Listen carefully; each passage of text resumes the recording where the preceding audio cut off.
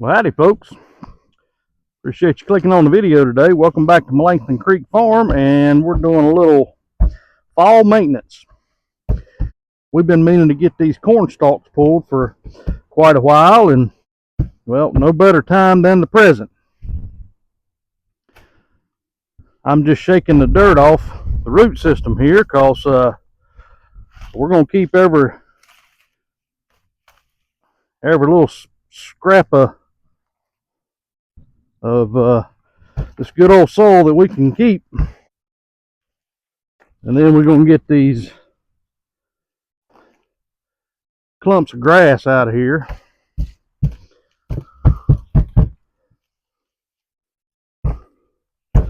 We got this old prickly nightshade weed in here too that's aggravating. We got to get out. We're going to recoup as much of this soil as we can.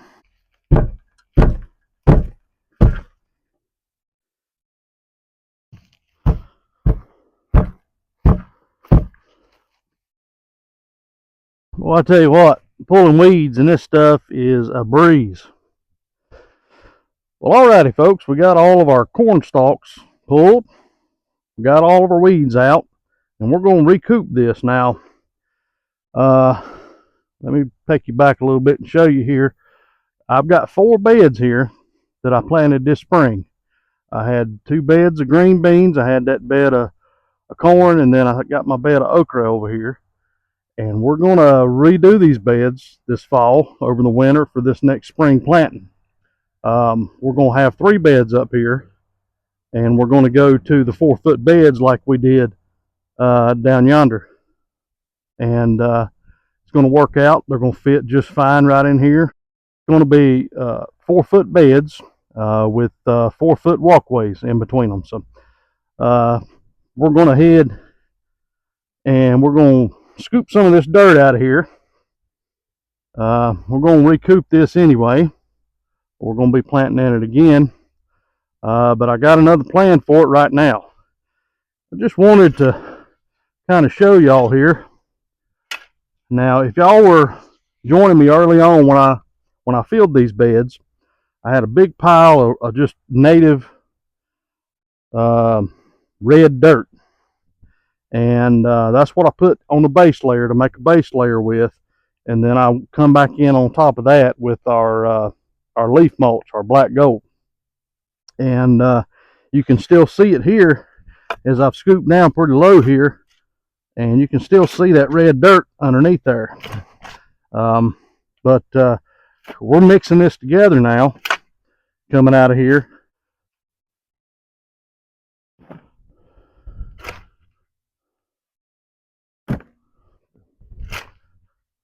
But you can still see how rich this dirt is, folks. This has been in there since, I think I filled these beds sometime in, I want to say March. I don't know exactly. I'd have to go back and look at my calendar where I got everything recorded. But that stuff's breaking down really good. And there's another sign right there, folks. Good old fishing worms. If you got worms in your dirt, that's a good thing. All right, folks, I believe that's about all I want to put in one load there. Come on around here with me. All righty, folks, well, we're back on this side of the greenhouse. And this is where we're going to go with this dirt. I need to add just a little bit more to top this off from where it settled over the summer. If you remember back early on, I showed you how we filled these 4-foot deep beds, and we used wood, logs, and sticks and limbs put down in the bottom. And then again, we went back in with that native red dirt, and then topped it off with our black gold. And you can see from where the plastic was, it's settled a good 6 inches probably. So we're going to come back in here with some of that dirt because, well, I got something I got us to plant here. This is our tender sweet carrots. from So True Seed. This is what we're going in this bed with. And this is when the almanac tells us that we need to be planting our root crops. So we're going to put these in the ground after we top this bed off with just a little bit more dirt.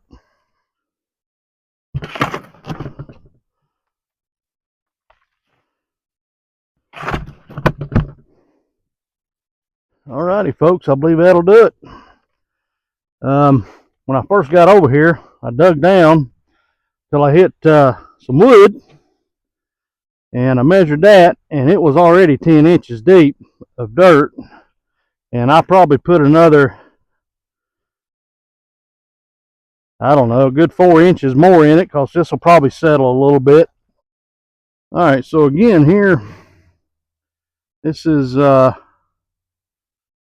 seed spacing. Of course, if you've watched other videos, you know I don't go by that.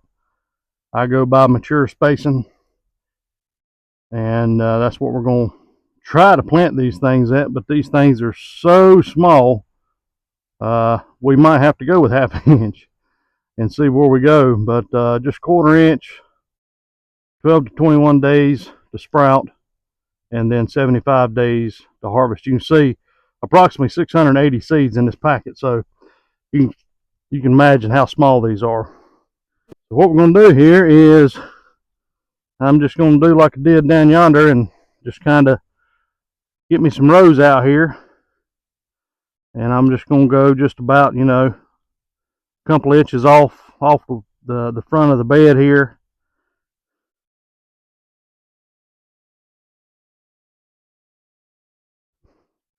And then another few inches here. Looks like we'll get three rows in this one. Now these beds here are 2 foot deep. That's just kind of how I planned out building everything around this greenhouse here. I knew I'd be working it, you know, from this side, and I didn't want anything too much further than 2 feet. That way I can reach across it really easy. All right, let's take a look at these seeds. If I can get around here and show you.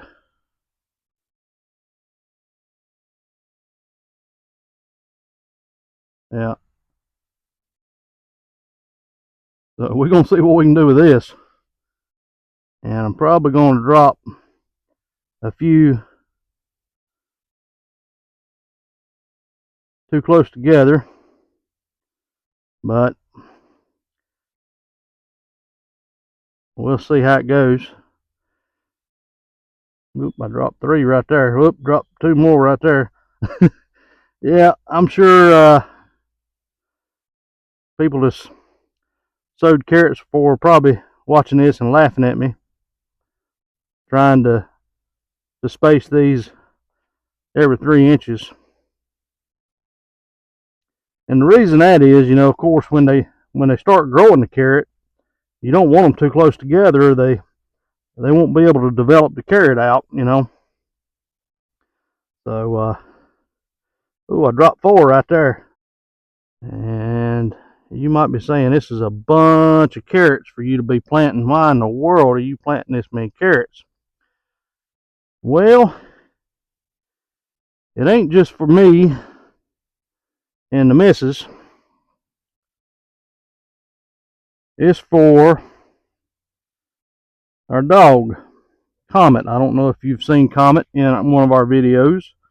He's the one that done our taste testing on one of our rattlesnake watermelons out there.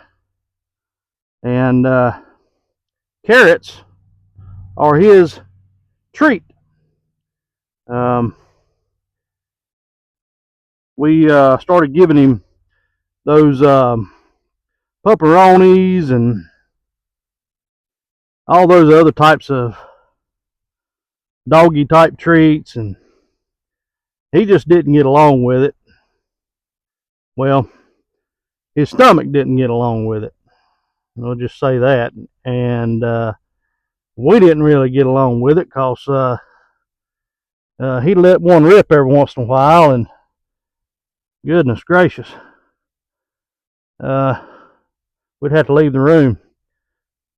And it about scared him to death too. He'd jump up and take off running. He didn't know what happened. So we got away from all that anyway. That processed type foods and treats. And well, folks, I apologize for that. I was just running my mouth and finishing covering up these carrots, and I went back to the camera, cut it off, and noticed that I had a message that my storage was completely run out. So I had to run through and delete a few videos and some other stuff that I had in there, and anyway, hopefully we got enough to finish what I was going to say. But I was talking about the dog and getting away from all that processed type food anyway, and eating more healthier stuff, like stuff that we're growing out of the garden. So we're definitely not only feeding ourselves but also our animals. All right, so a couple things with carrots. They like real damp soil, so you need to water them really good when you plant them. And also, a lot of folks say you need to come back over and cover them. I've seen people take boards like this and just lay back down over top of where they planted them, and then some people's laid cardboard over them, different things. I've got some landscape fabric in here that I used over here on my pallet planters that I built for our strawberries. Just letting you see how they're doing, and they're doing good for this time of year. These are June bearing strawberries, so they're not going to bear anymore until next June, but we're going to do something different with these. But anyway, I just wanted to show you this fabric here that I used when I built these planters, and we got some more of these that we're going to be building, so stay tuned for that video when we release it. If you're not subscribed, I'd ask you that you would subscribe to our channel, leave us a like, leave us a comment, and hit that notification bell so when we're uploading videos that I'm talking about, y'all get notified when we got these things released.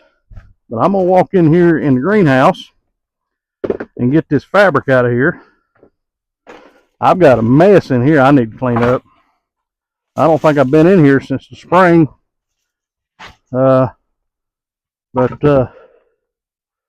we're gonna use this out here to cover up our carrots that we got in the ground.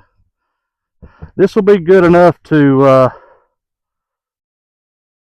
hold in the moisture when we water it, and it's porous. The water can flow through it when we go to water it. So we're just going to kind of lay this back here.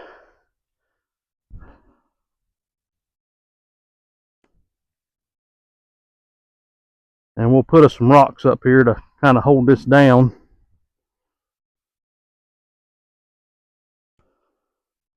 That way it doesn't pull off. I got to get my rain gauge, put my rain gauge somewhere else.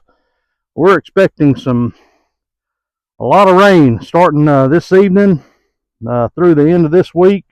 We got this tropical storm and this hurricane coming up out of the Gulf, and boy, it's going to be really bad down there for them. I think last I seen it was going to be a category 3 when it made landfall, and I don't care if it's just a 1 or, as we've seen already this year, the no-name storm that come through the Carolina coast. Boy, it's just tore up all kinds of roads down there, and they're still trying to rebuild down there. So we definitely need to keep the folks down there on the Gulf Coast in our prayers, and as that storm starts moving on inland, it's just going to keep dumping rain and liable to turn up some tornadoes and all kind of mess. We're supposed to be getting a lot of rain out of that toward the end of the week, toward the weekend, so we're going to see how that works right there. All right, folks, well, I believe that'll do it.